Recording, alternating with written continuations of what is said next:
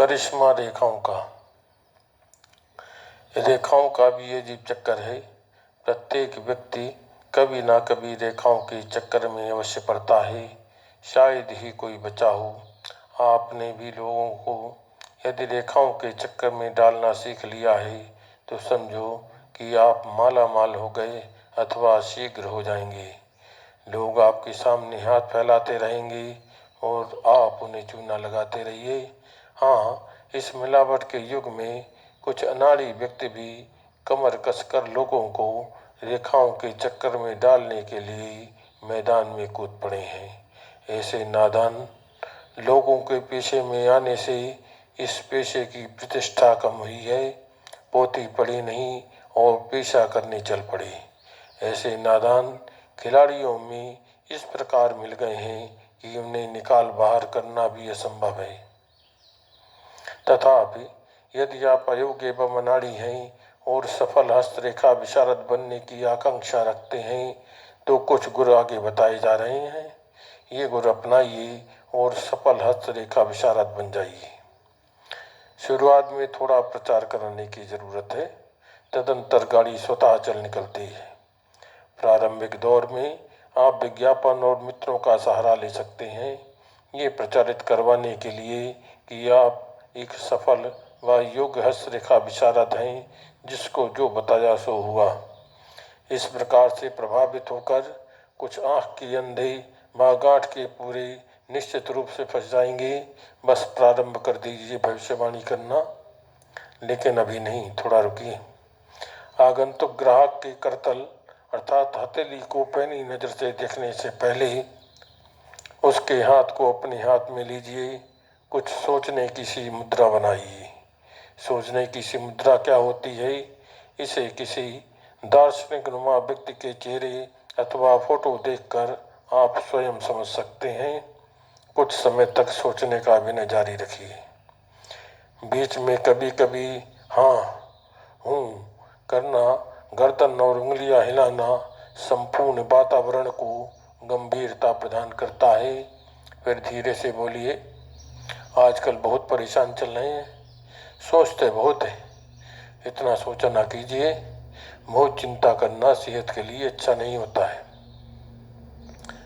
आपके द्वारा की गई भविष्यवाणी 100% सत्य निकलेगी। इसका ग्राहक पर प्रभाव भी अवश्य पड़ेगा।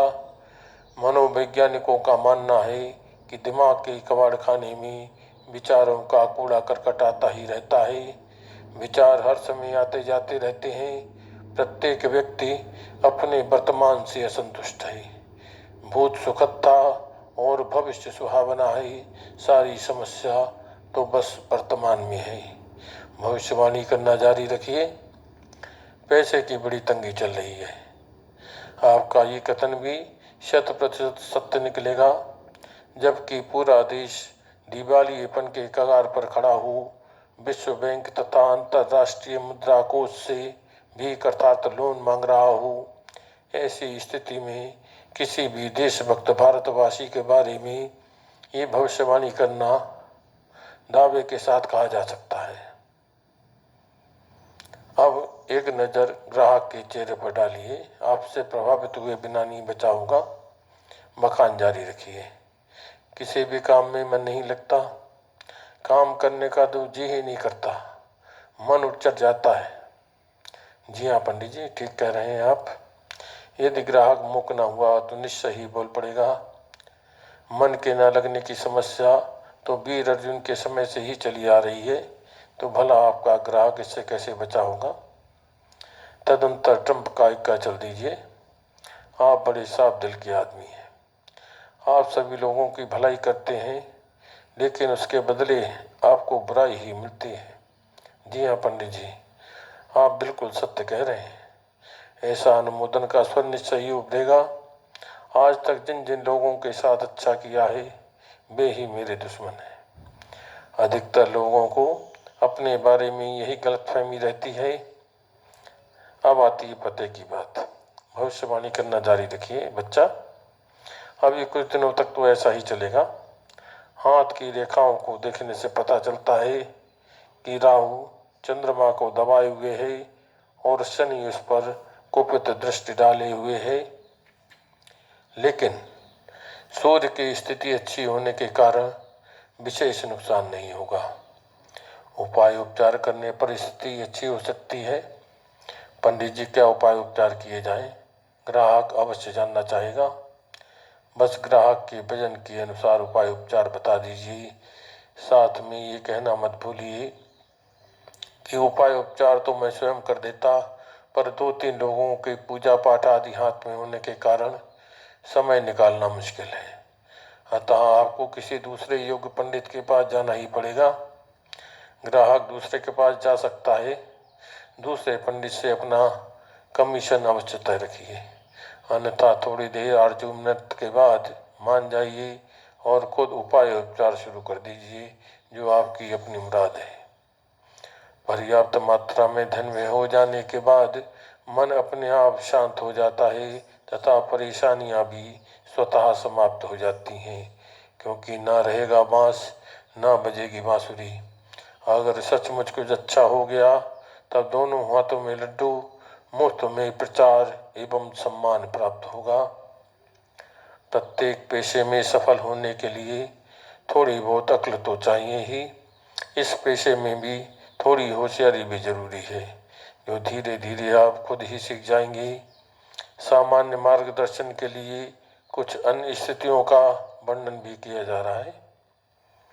हाथ की रेखाओं को पढ़ने से पहले ग्राहक से बातचीत करके होशियारी से संबंधित जानकारियां प्राप्त कर लीजिए। अपने भविष्य कथन में समयानुसार इसका प्रयोग करते रहिए। यदि कोई नौजवान चंगुल में फंसे तो परीक्षा, नौकरी, प्रेम में से उसको एक ना एक समस्या अवश्य होगी। चेहरे पर 12 बजने में कितना समय रह गया है, इस हिसाब से बताना चाहिए कि मामला परीक्षा का है, नौकरी का या प्रेम का। अधिकांशतः ये तीनों स्थितियां एक साथ भी उपस्थित होती हैं, पर हर एक का उपाय उपचार अलग अलग कीजिए। यदि आपके जाल में कोई रूप सी योब ना फंसे तो चांदी ही चांदी है। थोड़े समय तक उसका हाथ अपने हाथ में लेकर सहलाते रहिए, कभी दायां कभी बायां कभी दोनों। फिर चिंतन की मुद्रा में प्रलाप शुरू कर दीजिए। कैसा सुंदर हाथ है, अत्यंत सरल और भावुक हृदय पाया है आपने। सहज ही किसी पर विश्वास कर लेती हैं, जिसके कारण बाद में पछताना पड़ता है। यदि महिला कुमारी है तो उसकी भविष्यवाणी एकांत में करिए और बताइए कि कार्य सिद्धि में बाधाएं बहुत हैं। आपके माता पिता आपकी मर्जी के विपरीत विवाह करना चाहते हैं। आपके मन पर बहुत दबाव है। वहां पर तौलिया एवं जल का प्रबंध अवश्य रखिए, क्योंकि इस प्रकार की भविष्यवाणी के बाद प्रायः रुदन नामक सांस्कृतिक कार्यक्रम प्रारंभ हो जाता है। आंसू पोंछिए, दिलासा दीजिए, सांत्वना दीजिए। परोपकार एवं पर दुख कातर होने का ऐसा मौका भी कम ही आता है। बाद में उपाय उपचार का कार्यक्रम प्रारंभ कर दीजिए। इसका कारण शुद्ध आर्थिक है। कार्ल मार्क्स के अनुसार जैसा प्रत्येक चीज का होता है। यदि महिला के विवाहित होने का प्रतीक लाल सिग्नल दिखाई पड़ी तो पहली भविष्यवाणी कीजिए। पति से अनबन रहती है। आपके पति आपकी मर्जी से नहीं चलते, जबकि भगवान ने समझदारी आपको अधिक दी है। प्रत्येक पत्नी अपने आप को परम सयानी तथा अपने पति को काहिल एवं निकटू समझती है। पतिव्रता धर्म भी तो प्राय यही है। पति अनुकूल हो जाएंगे। भविष्य का वशीकरण करना होगा।